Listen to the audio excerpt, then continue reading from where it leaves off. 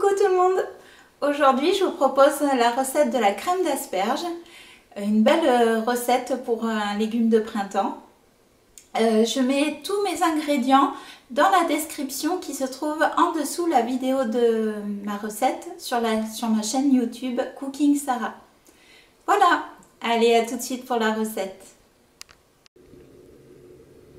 La première étape de cette recette, c'est de bien laver vos asperges, de les couper après en petits dés en prenant le soin d'avoir ôté la partie blanche, ce qu'on appelle le bois de l'asperge, parce que celui-ci il est trop dur à cuire, ce sera pas au top pour le mixage après de la soupe.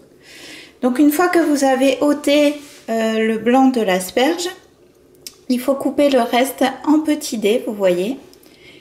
Alors certains gardent la partie haute de l'asperge, c'est-à-dire la tête, pour en faire une présentation sur la crème une fois qu'elle sera montée. Mais je trouve pas ça très joli, ça fait deux bâtons là, c'est pas top. Donc moi je coupe tout. J'évite de couper en petits dés la tête parce que après ça va s'émietter et c'est embêtant. Voilà, donc allons-y.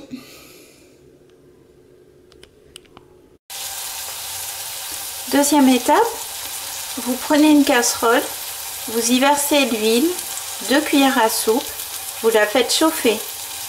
Une fois que l'huile est chaude, vous versez vos oignons et votre gousse d'ail dedans.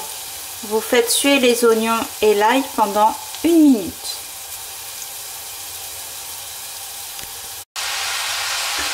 Troisième étape, une fois que mes oignons et mon ail ont bien sué, je fais la même chose avec mes dés d'asperges que je verse dans la même casserole avec mes oignons et mon ail. Je les fais revenir à peu près 1 minute. La troisième étape, c'est la cuisson de la soupe. J'ai pris un peu d'avance sur vous.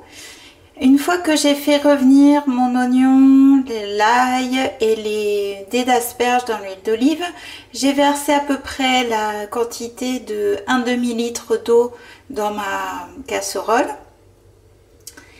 Après, au niveau de la quantité, je peux pas définir que ce soit la bonne pour vous aussi. Ça va dépendre du volume de légumes que vous avez dans votre casserole. En tout cas, il faut bien recouvrir vos légumes. Ensuite, j'ai porté à petite ébullition, donc ça veut dire sur feu doux, le contenu. Et j'ai laissé cuire 5 minutes à découvert. Donc là, vous voyez, l'étape de la cuisson est terminée. J'ai planté un couteau dans mes asperges. Elles sont bien molles, tout va bien. Donc on va pouvoir mixer la préparation. Dernière étape de cette recette, vous versez dans votre soupe qui vient d'être mixée votre crème fraîche et le morceau de beurre. Et vous mixez de nouveau 1 minute. Ça y est, la crème d'asperges est terminée. J'ai fait une thématique bleu et vert pour les enfants. J'ai rajouté un peu de poivre et du persil pour faire un peu plus joli sur la soupe.